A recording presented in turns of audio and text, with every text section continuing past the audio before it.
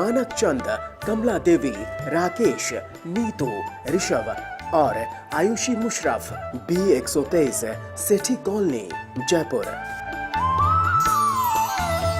Shri Parshvanath re rolling mills limited, Durgapur 1, Bardhaman, West Bengal. Amita Jain, पत्नी अनिल कुमार जैन, संगीता जैन, पत्नी विपिन कुमार जैन। श्रीमती शशि बाला जैन, श्रेयांश जैन, श्रीमती अनुपमा जैन, शरीश जैन, श्रीमती शची जैन, चेतन Jain, Asmit Jain, 54B, नवीन नगर, सहारनपुर, उत्तर प्रदेश। यशपाल जैन, श्रीमती सूरज जैन, शाहगढ़, सागर, मध्य प्रदेश।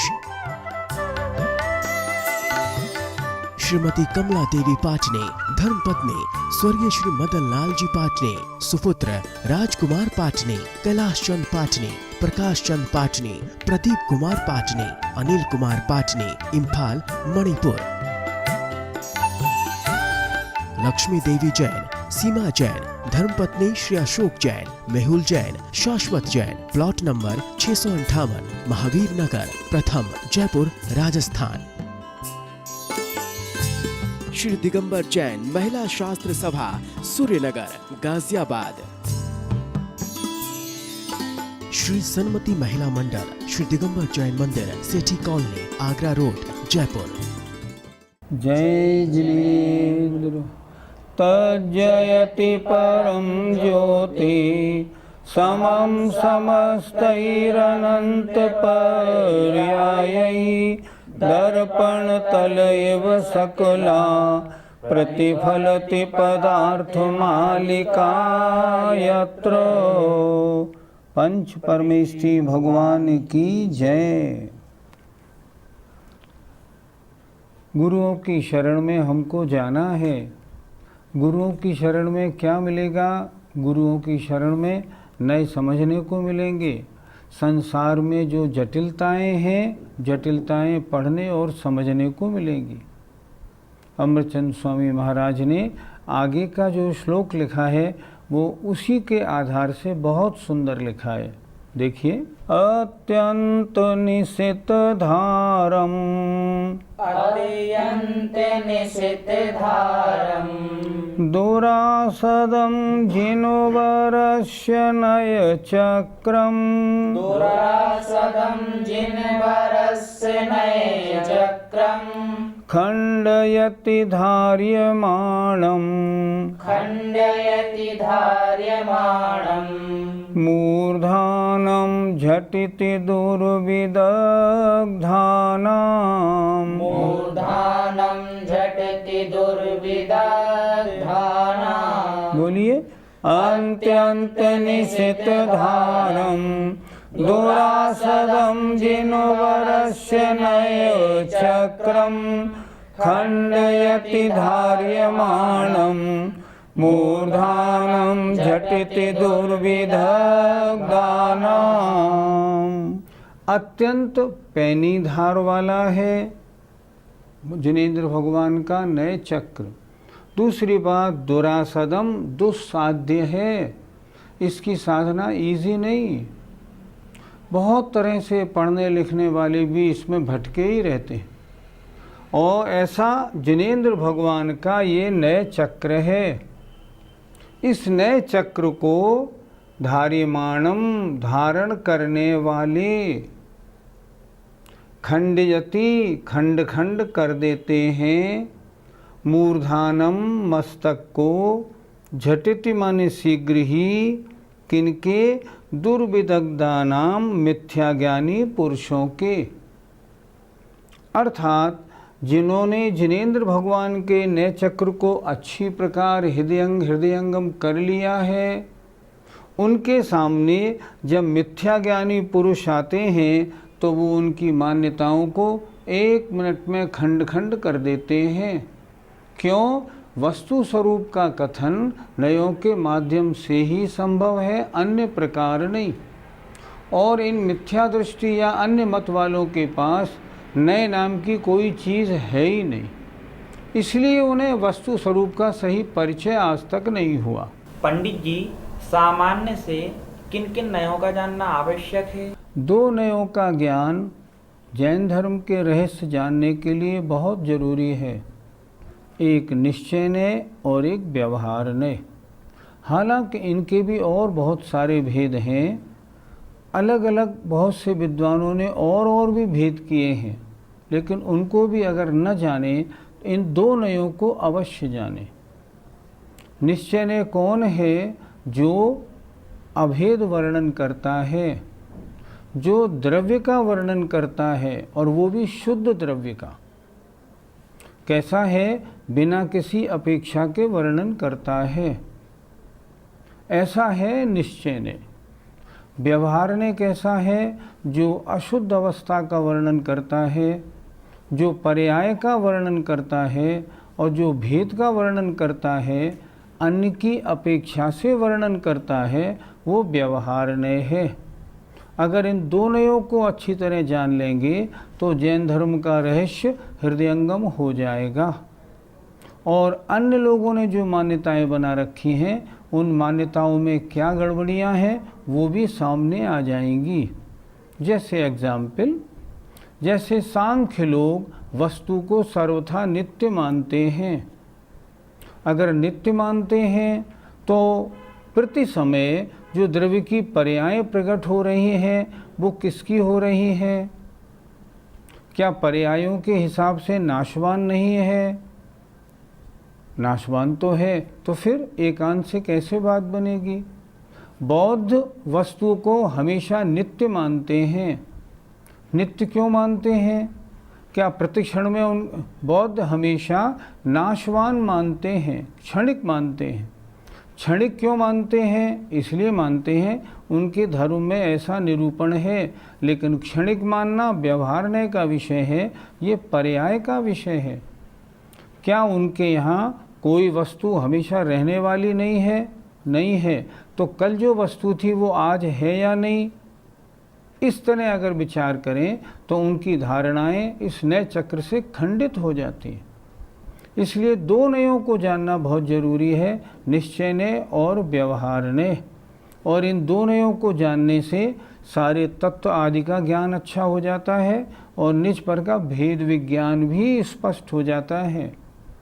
मैं निश्चयने से आत्मा मात्र हूँ, व्यवहारने से मैं मनुष्य हूँ। इस तरह अगर दो बात समझ लेता है तो ये भी मान जाता है मैं शुद्ध दृष्टि में आत्मा मात्र हूँ और अशुद्धता की अपेक्षा वर्तमान में संसारी अवस्था में भ्रमण कर रहा हूँ।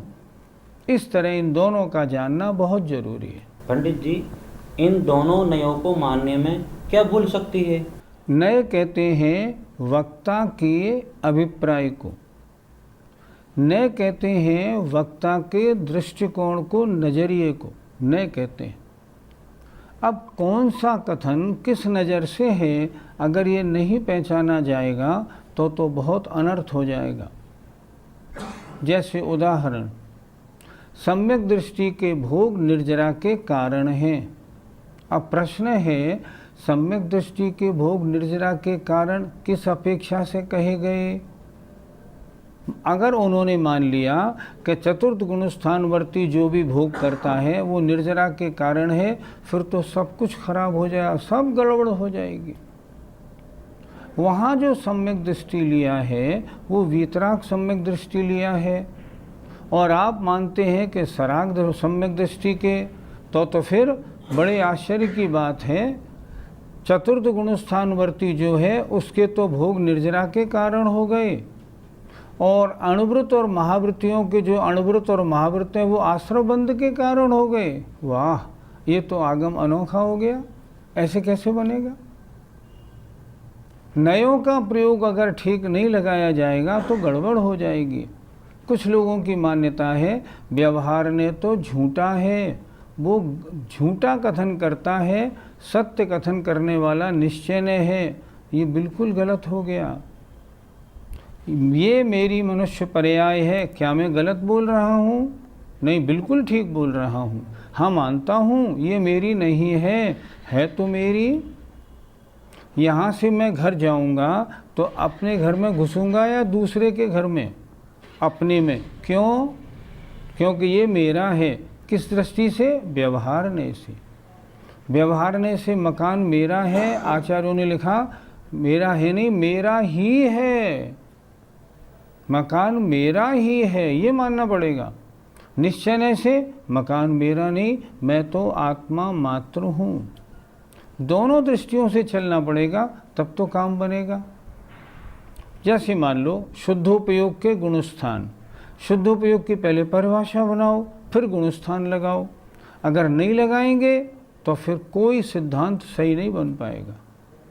इसलिए निश्चय और व्यवहारने को अच्छी प्रकार अगर नहीं जानेंगे तो शास्त्रों में कौन सा कथन किस अपेक्षा से किया गया इसका परिचय नहीं हो पाएगा और वस्तु तत्व का ज्ञान हमें नहीं होगा। क्या लिख रहे हैं? अत्यंत निशित धारम, धार बड़ी पैनी है, अगर इसका गलत प्रयोग हुआ तो दूसरे का नहीं, हो सकता है अपने ही हाथ पैरों में कट जाए मामला। और आज यही हो रहा है। इस नए चक्र का सही प्रयोग नहीं करने वाले, उन्होंने नयों का गलत प्रयोग करके सब कुछ गड़बड़ कर दिया। आज वो कहते हैं वर्तमान में मुनि होते ही नहीं। क्यों नहीं होते? क्या व्यवहार मोक्ष मार्ग वर्तमान में नहीं है? किसी शास्त्र में ऐसा लिखा कि व्यवहार मोक्ष मार्ग का पंचम काल में निषेध है? दिखाइए कहाँ लिखा? नहीं नहीं नहीं, व्यवहार मोक्ष मार्ग तो मोक्ष मार्ग ही नहीं है। अच्छा तो बताएं जरा, छठे गुणस्थान वर्ती शुद्धोपयोगी मुनियों के कौन सा मोक्ष मार्ग होगा? क्या निश्चय मोक्ष मार्ग लगाएंगे? कैसे लगाएंगे? उनका कहना है व्यवहार सम्यक दर्शन तो पहले गुणस्थान में हो जाता है। भाई व्यवहार सम्यक दर्शन में 7 प्रकृतियों का उपशम चाहिए, तो पहले गुणस्थान में कैसे होगा? सच बात यह है, व्यवहार ने और निश्चय ने या इन नए की पद्धति को जिन्होंने नहीं जाना है ना, वो जितना कथन आचार्यों ने किस पद्धति से किया है उसको न जानते हुए उस सब को उल्टा सीधा कर देते हैं, और ऐसा आजकल खूब हो रहा है। इसलिए ये नए चक्र जो है ना, अत्यंत निषिद्ध धारम, बड़ी पैनी धार वाला है, दुस्साध्य है, इसकी साधना इजी नहीं। इसका अध्ययन अच्छी तरह करें तभी प्रवचनों की धारा सही हो सकती है, अन्यथा नहीं।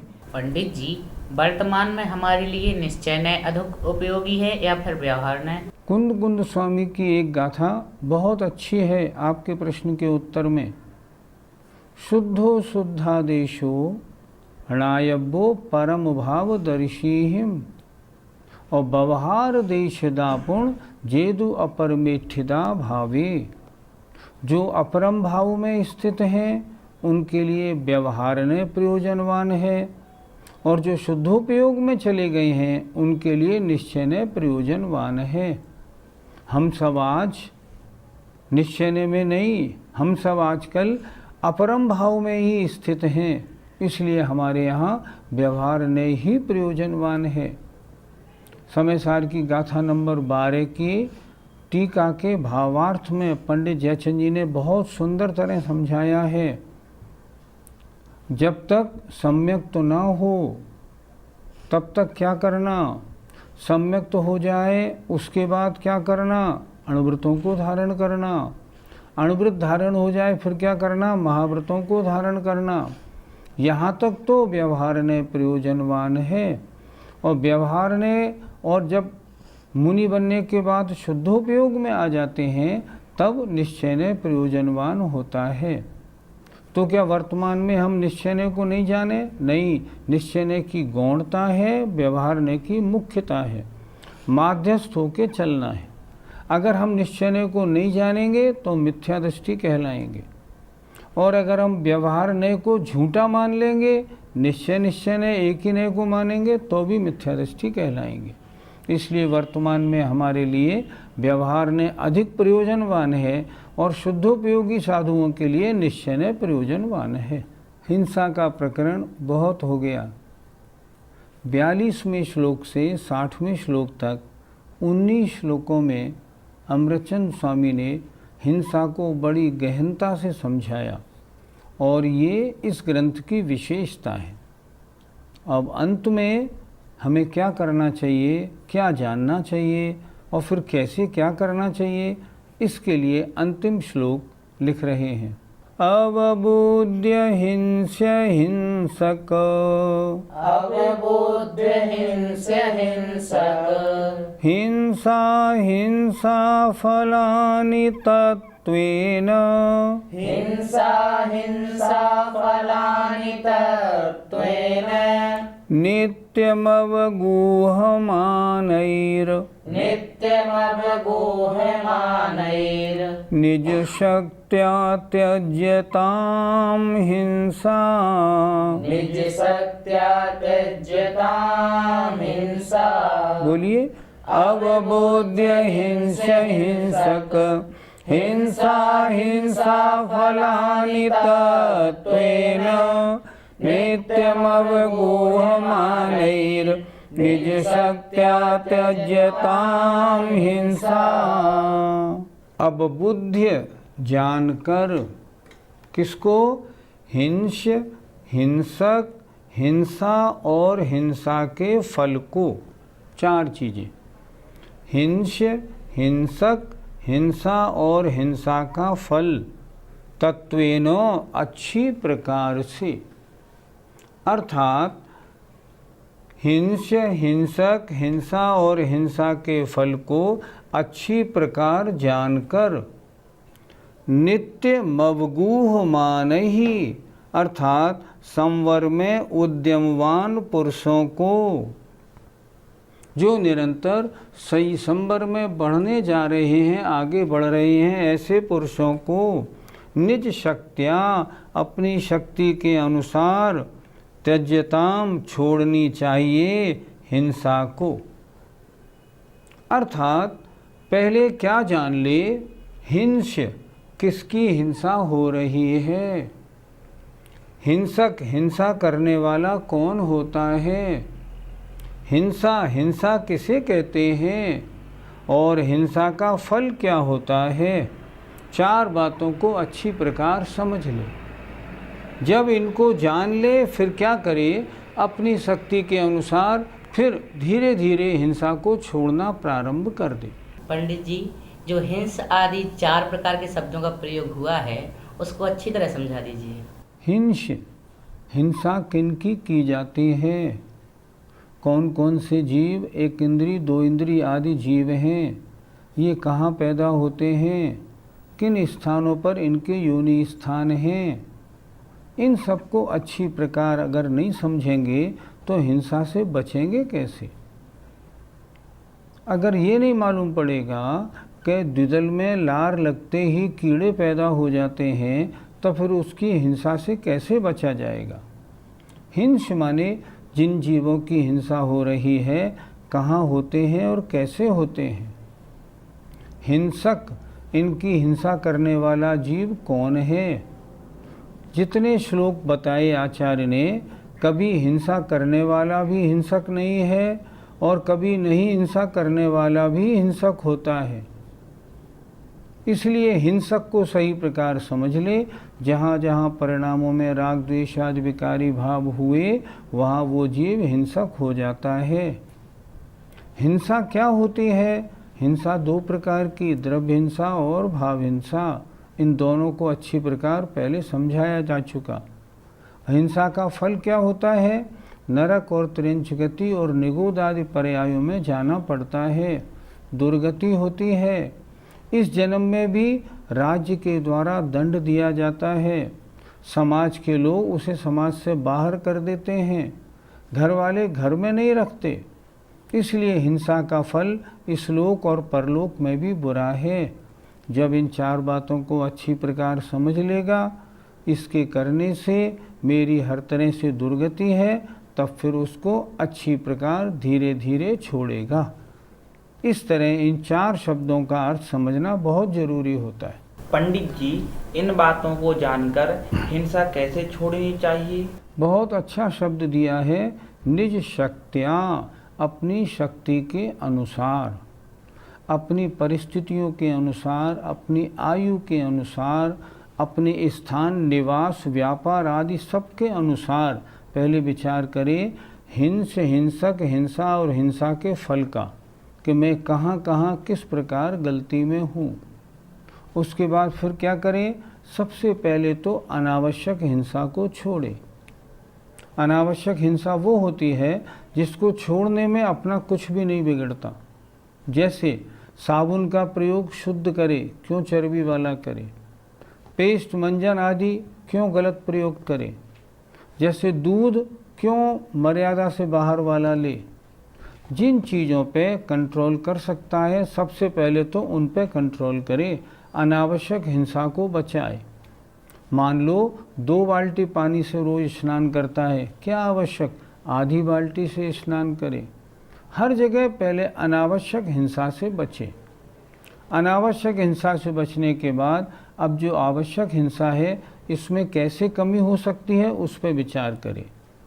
इस पे कमी करने के लिए क्या करना पड़ेगा? व्रतों को धारण करना पड़ेगा।